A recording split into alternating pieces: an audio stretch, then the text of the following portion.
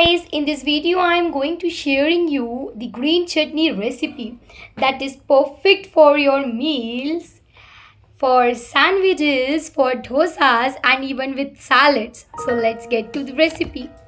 To make this chutney, first take a small chutney grinder. Add 1/4 cup of imli pulp. Imli is also known as tamarind.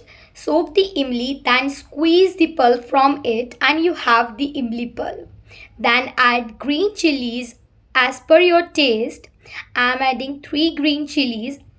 However, you can adjust green chilies as per your taste. Next, I am adding 1 inch of ginger chopped. Ginger is great for easy digestion, so do add it.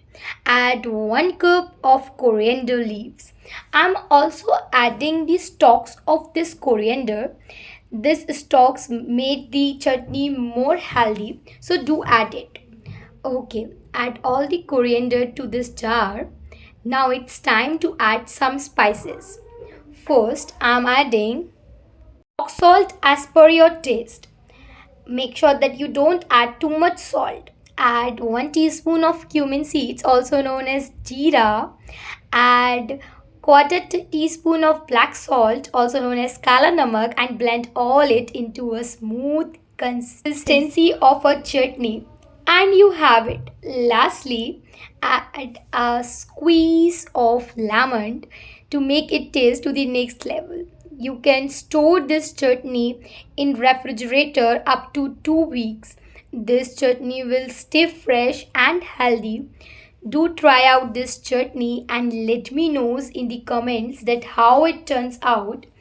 This chutney is great and make your meals super healthy and tasty and tangy spicy.